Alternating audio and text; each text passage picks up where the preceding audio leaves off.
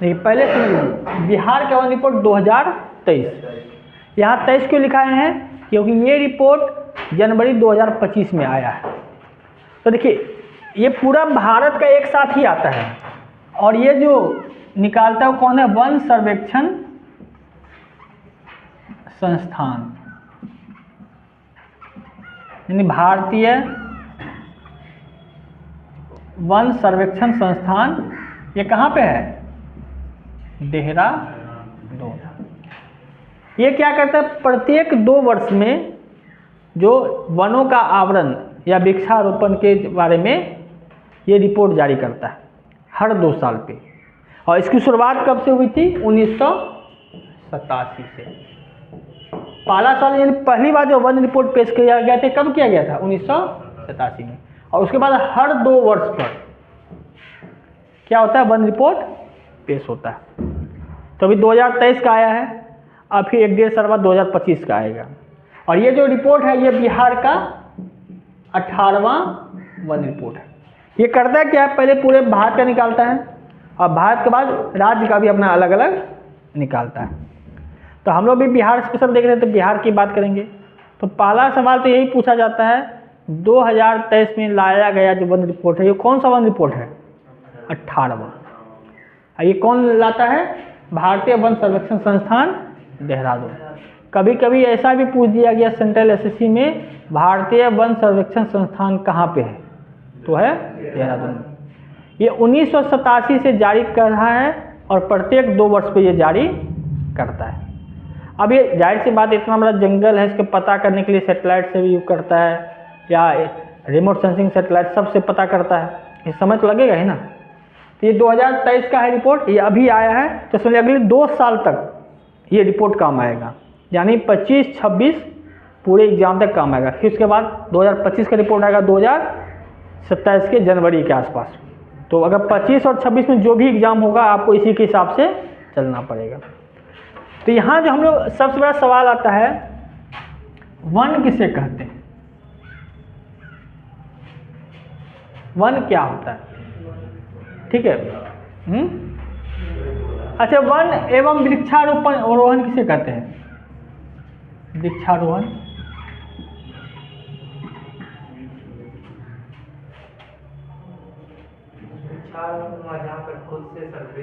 लगा के वन बनाते हैं। वन क्या होता है? प्राकृतिक होता है, अपने आप बनता है। हाँ, यानी ये अपने आप बनता है, ये हम लोग वृक्ष लगा करके वन बना सकते हैं। तो लेकिन उसको हम लोग वृक्षारोपण कहते हैं। तो बिहार में ऐसा बहुत कम है, क्योंकि जो वन का जो हम लोग परिभाषा करते हैं, तो वन को 3 भाग मानते हैं। एक होता है अति सघन वन, एक होता है सघन वन, एक होता है खुला वन। तो वन यानी एक प्राकृतिक जो है संरचना है, ये हम लोग नहीं बनाते, ये अपने आप बनता है। हम लोग जो करते हैं, क्या करते हैं? वृक्षारोहण। तो बिहार के मामले में वृक्षारोहण की चर्चा नहीं किया गया है। तो हम लोग इस रिपोर्ट के हिसाब से चलते हैं, यानी जो भी डाटा आपको दिया जाएगा वो इस रिपोर्ट के हिसाब से होगा, है कि नहीं? ये बिहार सरकार का रिपोर्ट नहीं, ये भारत सरकार का रिपोर्ट है। तो अब देखिए, अति सघन वन क्या होता है? 1 स्क्वायर किलोमीटर में अगर 70% से ज़्यादा वन हो। स्क्वायर किलोमीटर समझते हैं आप लोग? 1 स्क्वायर किलोमीटर कैसे नापते हैं? तो क्षेत्रफल कैसे? यानी 1 किलोमीटर इधर और 1 किलोमीटर इधर। तो ये इसका हो गया, इसका एरिया क्या हो गया? 1 किलोमीटर स्क्वायर हो जाएगा कि नहीं? 1 गुना 1। तो इस 1 किलोमीटर स्क्वायर में अगर 70% से ज़्यादा जगह पे पेड़ पौधे हैं, तो क्या हो जाएगा? अति सघन वन। यानी प्रति वर्ग किलोमीटर में 70% से ज़्यादा पेड़ पौधे हो, तो उसे क्या कहते हैं? अति सघन वन। ठीक है। अगर प्रति वर्ग किलोमीटर में 40 40 से 70% के बीच अगर वन होता है, 40 से 70% पेड़ पौधे हो, तो उसे क्या कहते हैं? सघन वन। और इससे कम होगा तो यानी प्रति वर्ग किलोमीटर में, अभी पूरा ऐसा नहीं खत्म हुआ तो उसको जंगल कहेंगे, 10 से लेकर के 40% के बीच।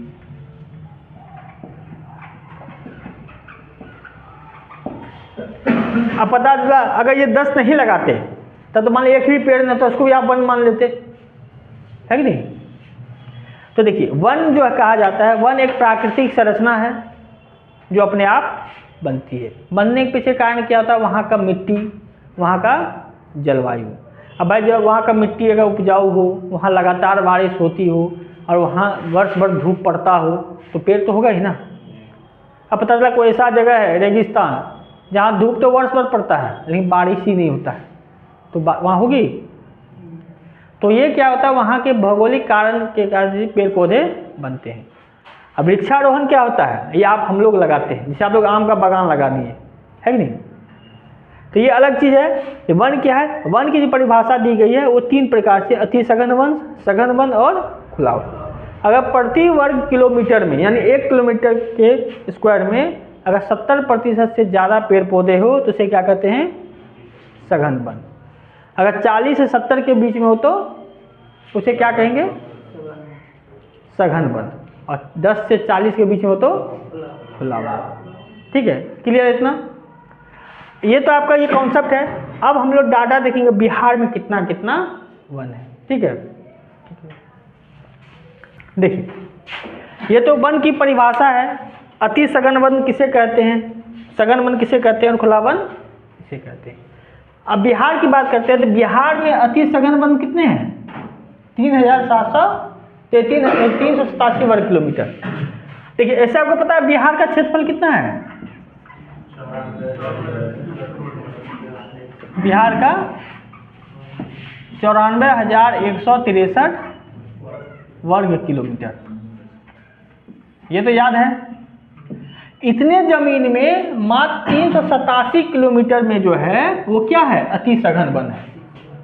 तो यानी बिहार के धरती का 0.41% क्या है? अति सघन वन है। सघन वन कितने हैं? 3,284.21 किलोमीटर स्क्वायर है, जो पूरे बिहार के धरती का कितना है? 3.49% है। और खुला वन कितना है? 4.1%। तो यानी पूरे बिहार में वन कितने हैं? कितने क्षेत्र में वन फैला हुआ है? 7,532.45 किलोमीटर स्क्वायर पे। तो यानी 94,163 में से इतने भूमि पर क्या है? वन है। यानी जो कि बिहार के क्षेत्रफल का 8% भूमि पे वन है। ठीक है, तो ये सवाल कहाँ से बनेगा? पहला ये तो सवाल यही बनता है। दूसरा सवाल बनता है बिहार के कितने प्रतिशत क्षेत्रफल पर वन है? तो है 8%। बिहार में कितना क्षेत्र, कितना वन है? देखिए कितना वन है तो ये लिखना है 7,532.45 किलोमीटर स्क्वायर। हाँ, कितना प्रतिशत पे है? 8% पे। ठीक है, तो ये चीज़ आपको याद रखना है। ये भारत सरकार का डाटा है, इसको आप लिख लीजिए पहले।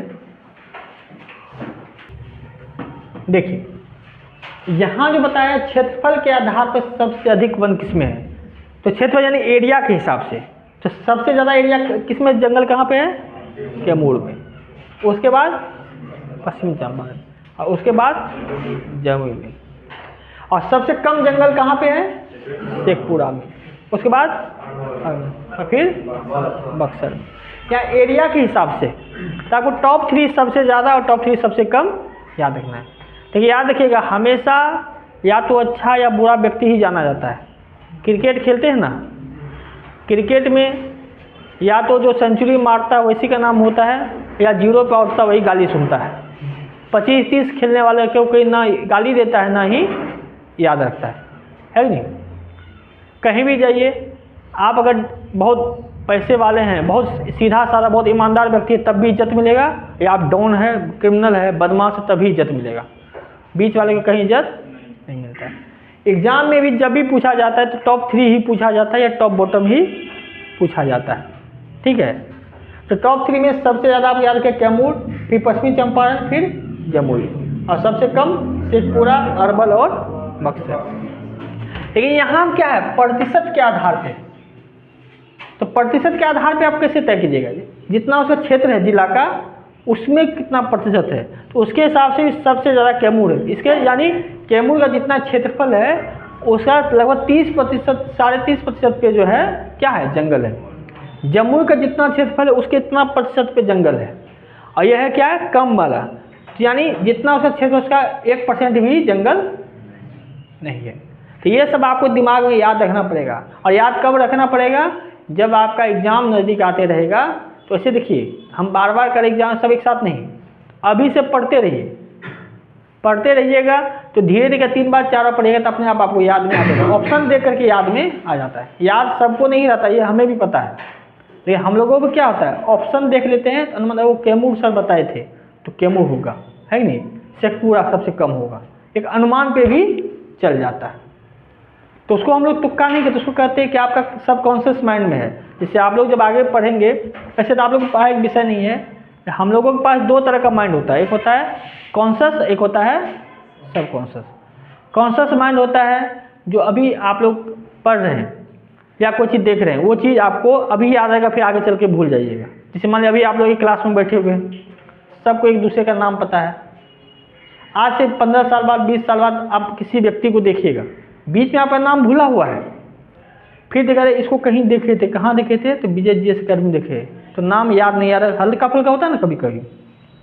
तो या कुछ भी आप पढ़ते हैं तो ये सब आपके कॉन्शियस माइंड में चला जाता है, अभी 3 दिन 4 दिन रहेगा, फिर जैसे नया चीज़ आएगा ये चीज़ आप भूल जाएंगे, और फिर जा करके जब किसी ने एग्जाम में देखेगा तब वो याद है कहीं पढ़े थे।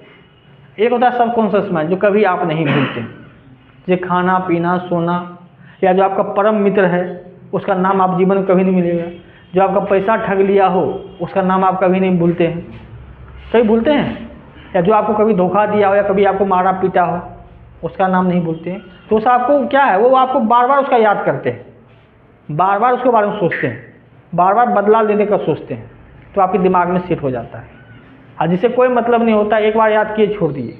यहाँ भी वही है, बार बार देखिएगा, बार बार पढ़िएगा तो आपके दिमाग में ये घुस जाएगा, देखते ही याद, अरे ये यही है, ठीक लगा। तो एक बार में नहीं होने वाला है, आपको बार बार पढ़ना पड़ेगा। एक बार में तो दुनिया में कोई आज तक पैदा नहीं हुआ जो एक बार कहेगा हम जो पढ़ लिए। तो इसके लिए आपको चिट्ठी याद है, कौन, रोबोट मूवी में वैसा बनना पड़ेगा, एक ही बार में 1 सेकंड में पूरा पेज खत्म कर दीजिए, पूरा बुक खत्म कर दीजिए, जो कि संभव नहीं है। तो ये आपको याद रखना है, कई बार पढ़ना है, और अंतिम में एग्जाम से पहले भी पढ़ लेना है एक बार। लेकिन अभी आपको पढ़ना है, जैसे अभी आप पढ़े तो शाम में पढ़िए, फिर संडे को पढ़िए, फिर एग्जाम के टाइम पढ़िएगा, नहीं तो याद। देखिए यहाँ झील शब्द है, झील किसे कहते हैं बताइए तो?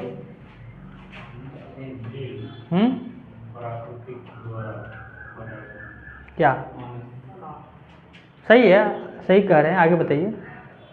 तो आप लोग तालाब तो जानते होंगे, तालाब किसे कहते हैं? देखिए मनुष्य क्या करता है अपने जीविका लिए, खेती के लिए, खेती करने मतलब जैसे मखाना खेती करना हो, मछली पालन करना हो, तो इसके लिए क्या करता है, कई गड्ढा खोद करके पानी जमा कर देता है, तो उसे क्या कहते हैं, तालाब। लेकिन ये तो व्यक्ति ने बनाया, लेकिन कुछ कुछ कभी ऐसा हो जाता है अचानक भूकंप आया, गड्ढा हो गया, है कि नहीं, और उसमें पानी जमा हो गया, तो भी देखने में तालाब जैसा ही दिखेगा, लेकिन वो हमने नहीं बनाया। वो कभी भूकंप से बना है, तो कभी बाढ़ आ गया, तो कहीं पानी जमा हो गया, है कि नहीं, कहीं कहीं होता ना। जैसे मान लीजिए आप लोग देखते हैं से बाढ़ आया, अब यहाँ गड्ढा, यहाँ पानी जमा हो गया, बाढ़ खत्म हो गया, लेकिन बाकी जगह पानी समाप्त हो गया, लेकिन गड्ढे में पानी भरा रह गया, तो वो भी झील बन जाता है ना। तो झील एक प्रकार का पोखर ही है, तालाब ही है। पोखर हम लोग देहाती भाषा में बोलते हैं, तालाब ही है जो प्राकृतिक रूप से बना होता है, ठीक है। उसका निर्माण हम लोग नहीं करते, हम लोग तालाब बनाते हैं रोजगार पाने के लिए, ताकि तालाब बनाएंगे तो मखाना खेती करेंगे, फिर क्या करते हैं मछली पालन करेंगे, कई सारे और चीज़ें उसको यूज़ कर सकते हैं। लेकिन झील क्या है, एक प्राकृतिक तालाब है जो भूकंप के कारण, बाढ़ के कारण, इसके कारण ये बनता है, जिसमें डिटेल चर्चा हम लोग कब करते हैं, जब हम लोग भूगोल पढ़ाते हैं तब। अभी बस आप ये समझ लीजिए एक तालाब ही है जो प्रकृति के द्वारा बनाया गया है, ठीक है। तो ये सब झील जो है, तो आपको याद रखना कांवड़ झील सबसे प्रसिद्ध झील है। ये कहाँ है, बेगूसराय। सिमरी, बख्तियारपुर, कुशेश्वर तो लोग देख के ही बना सकता है। गोगाबिल और जगतपुर, ये सब बार बार पूछा गया है। लेकिन ये सब जो नया नया झील का नाम आया है, इसको विशेष फोकस कीजिएगा कि 2-3 साल से इसका नाम ज़्यादा चल रहा है। जैसे सरोतर झील पूर्वी चंपारण, बदुआ जलाशय बांका, काझा कोठी झील पूर्णिया और ओढ़नी झील बांका। तो ये सब क्या है, अभी हाल में प्रसिद्ध है। तो याद रखिएगा, देखिए इसको पढ़ने की ज़रूरत तो है ही नहीं, जो नहीं जानते उस पर ज़्यादा फोकस कीजिएगा, ठीक है। तो अब देखते हैं अगला, ये तो झील हो, देखिए जलप्रपात यानी वाटरफॉल। वाटरफॉल यानी जल गिरता है जहाँ से। देखिए होता है क्या, जब कहीं पे पहाड़ या पठार होगा ना, ऐसा पठार बनता है, आपको पहले बताए थे, पठार क्या है, पहाड़ की तरह होता है, लेकिन ऊपर क्या होता है, प्लेन होता है। अब कोई नदी यहाँ से आती है और ये जो गिरती है, तो गिरती हुई नदी जो ऊपर, इसको हम लोग कहते हैं जलप्रपात यानी वाटरफॉल। जो पहाड़ पे से पानी गिरता है, खासकर पठारी क्षेत्र में। तो आप देख रहे हैं जो भी क्षेत्र, कैमूर, रोहतास, नवादा, भोजपुर, ये सब क्या पठारी क्षेत्र है कि नहीं, कोई मैदानी क्षेत्र है। हमने बिहार के भौतिक प्रदेश में दक्षिण का पठारी क्षेत्र बताया था भाई। पठारी क्षेत्र जहाँ पठार रहेगा वहीं जलप्रपात भी बनेगा, ठीक है। तो याद रखिएगा, ये जो जितने भी जलप्रपात है, ये जनरली आपको अगर जलप्रपात नहीं याद रहे तो तुक्का में तो कैमूर या रोहतास लगा दीजिए, लेकिन कोशिश कीजिएगा। इससे सवाल बनता है, खासकर बीपीएससी ज़्यादा सवाल बनता है जलप्रपात से। तो काकोलत जलप्रपात जो सबसे प्रसिद्ध माना जाए, इसमें बड़ा है, वो है नवादा। फिर दुर्गापति जलप्रपात कैमूर, सुखलदरी रोहतास। ये जो सुखलदरी है, ये 3 क्या बिहार, उत्तर प्रदेश और झारखंड के बॉर्डर पे ही स्थित है, ठीक है। धुआंकुंड जलप्रपात करकट कैमूर, तेलहर कैमूर, जियारखंड भोजपुर यानी आरा, मांझरकुंड रोहतास और तुतली भवानी रोहतास। ये आपको याद रखना पड़ेगा, याद बहुत आवश्यक, इसलिए कहते हैं आपको इतना याद रहेगा तो बिहार से सवाल नहीं छूटेगा। लिख लिया आप लोग। ये सबसे पहले गर्म कुंड किसे कहते हैं, देखिए होता क्या, जैसे मान चलिए ये पृथ्वी है, ये क्या है, पृथ्वी है, ठीक है, और ये पृथ्वी का, और आपको पता है पृथ्वी के बीच में कहीं क्या है, लावा है कि नहीं। लावा मतलब तरल पदार्थ, लिक्विड फॉर्म में जो वहाँ पे धातु रखा रहता है, तो गर्म काफ़ी होता है। तो कहीं कहीं क्या होता है, यहाँ से लेके यहाँ तक छेद हो जाता है। क्या हो जाता है, छेद, यानी धरती का कहाँ तक, लावा तक। अब बरसात के समय में यहाँ पानी भर जाता है। अब पानी भरता है, गर्मी का यहाँ जो भाप निकलता है, ये पानी आपको हल्का हल्का गर्म हो जाएगा। जाहिर सी बात है, यहाँ से गर्म लावा है, तो यहाँ से भाप तो निकलेगा ही, और जैसे पानी होगा तो गर्म हो ही जाएगा ना। तो ये जितने भी गर्म जलकुंड है, ये भूतापीय ऊर्जा, धरती के अंदर से जो ऊर्जा आता है ना, उसके कारण गर्म होता है। लेकिन यहाँ प्रचलित क्या है, ये भगवान के द्वारा दिया गया है, इसमें नहाने से बीमारी दूर होती है। ये तो ठीक है, नहाने से आपका थकावट दूर हो जाएगा, लेकिन ये किसी भगवान के द्वारा बनाया नहीं गया है। ये क्या है, ये भूतापीय ऊर्जा, धरती के अंदर जो छेद जाता है, धरती के अंदर से एनर्जी आता है, तरंग या ऊर्जा, वो धीरे धीरे इस पानी को गर्म कर देता है। तो आप देखिएगा मुंगेर और राजगीर में ये अवस्थित ज़्यादातर है कि दो, आपको बस याद रखना है कौन सा राजगीर में कौन सा मुंगेर में। और ये भूतापीय ऊर्जा नीचे धरती से एनर्जी निकलती रहती है, उसी एनर्जी से ये पानी गर्म होता है, इसलिए इसको गर्म जलकुंड कहते हैं, ठीक है। ये कहाँ है, ये आपको फोकस करना है। लिख लिए, तो अगले आते हैं हम लोग, छोड़ दीजिए। देखिए ये सब क्या है, लगभग दाल का दाम है, चना हो, खेसारी हो, मूंग हो, मसूर हो, ये सब आपको कहाँ मिलेगा। चना सबसे प्रसिद्ध कौन है, भोजपुर यानी आरा जिला। खेसारी किस लिए कहाँ पे है, पटना में नंबर 1, और भारत में चौथा स्थान। मूंग दाल में भी पटना नंबर 1 है। और दलहन में जनरली सब नंबर 1 मध्य प्रदेश चला जाता है। सरसों, सरसों किस लिए, सरसों किसे क्या यूज होता है? तेल यूज होता है, और सब्जी बनाने, मछली बनाते हैं सरसों का यूज करते कि नहीं? तिलहन के नंबर 1 है पश्चिमी चंपारण। और तंबाकू सबसे ज़्यादा कहाँ होता है? क्या हुआ? तंबाकू में सिर्फ खैनी नहीं आता, खैनी तो है ही, इसके अलावा जो ये सब बनता है, क्या कहते हैं, बीड़ी सिगरेट जो बनता है उसमें जो मिलता है वो सब भी, पत्ती और जो होता है ना, आप जो गुटखा खाते हैं उसमें पत्ती और जो होता है, तो ये सब तंबाकू की श्रेणी में ही आता है। अच्छा बताइए, तंबाकू लाया कौन होगा भारत में? अंग्रेज नहीं, पुर्तगाली। याद है भारतीय इतिहास में बताए थे, पुर्तगाली। तंबाकू हो, आलू हो, ये सब वहीं से आया है, भारत में ये सब नहीं होता था। ठीक है, तो रुकिए, यहाँ पे लिखिए, देखिए जैसे आपको पता है आलू, आलू कहाँ से आया? ये भी आया विदेश से, यानी पुर्तगाल से। फिर आलू में नंबर 1 कौन है? पटना। और भारत में स्थान इसका कितना है? तीसरा। गन्ना, जूट, मखाना जानते हैं, मखाना जरूर याद रखिएगा, मखाना में जो जो पहला स्थान है वो जरूर याद रखिएगा। मखाना कहाँ खेती थी? मखाना खेती कहाँ होती है? किस जगह? मतलब मिट्टी में कि तालाब में? तालाब में।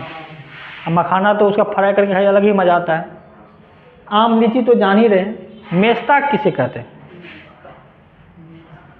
ये पूर्णिया बगल में ही है। देखिए मेस्ता भी एक तरह से कपड़ा, जैसे जूट कपास होता है ना, उसी तरह मेस्ता भी एक होता है। जूट का एक तरह से होता है, जैसे रेशम टाइप का होता है, मेस्ता होता है। ठीक है, तो मेस्ता से भी कपड़ा वपड़ा बनता है। तीसी किसे कहते हैं?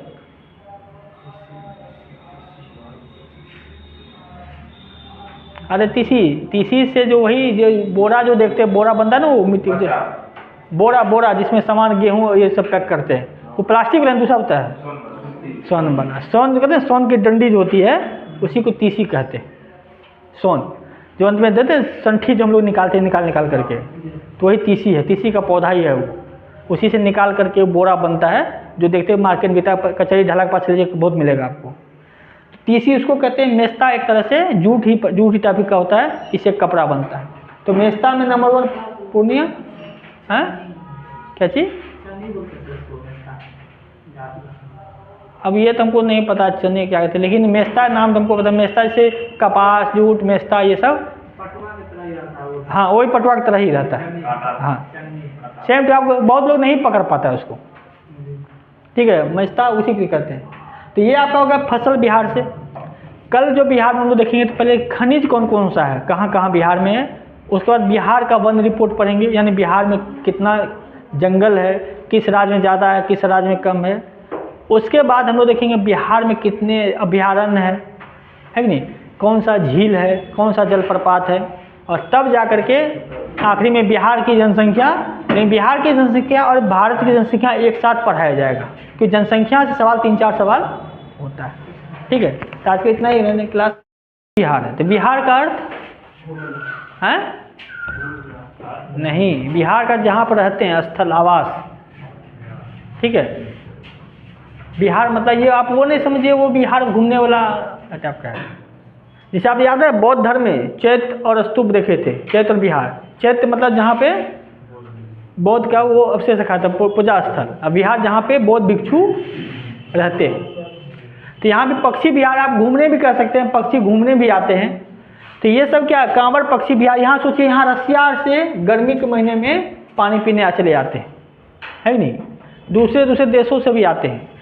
नागी नकटी, यह याद है अभी आपको रामसर वेटलैंड करंट में पढ़ाए थे, इसको रामसर वेटलैंड यानी भारत स्तर पर भी इसको दर्जा मिला हुआ है। पक्षी बिहार ज़्यादातर आप देखिएगा जो बक्सर जो झील है, झील के पास ही होता है, कि पानी पीने के लिए दूर दूर से आते हैं। ये कहीं बुलाया नहीं जाता है, ये अपने आप जो है आता रहेगा। ठीक है, लोग पक्षी क्या है, पक्षी जब आप पढ़िएगा तो पक्षी जब बायोलॉजी में पढ़िएगा तो उसका ब्लड भी क्या होता है, गर्म होता है। बायोलॉजी में हम लोग पढ़ाए थे, याद होगा जब आप लोग बायोलॉजी पढ़िएगा आगे चल करके। 2 तरह के जीव होते हैं, एक जीव जिसका ब्लड रक्त गर्म होता है, वो दुनिया के किसी भी कोना में एडजस्ट कर लेगा। जैसे हम लोग हैं, हम लोग का खून गर्म होता है, आप ठंडी महीना को भी बर्दाश्त कर लेते हैं, गर्मी को भी बर्दाश्त कर लेते हैं। लेकिन जिस जीव का खून ठंडा होता है तो अपने जगह से दूसरी जगह नहीं जाता है। आप देखते होंगे सांप ठंडी के महीने में बाहर नहीं निकलता है, क्यों? बाहर निकलेगा तो मर जाएगा। क्यों?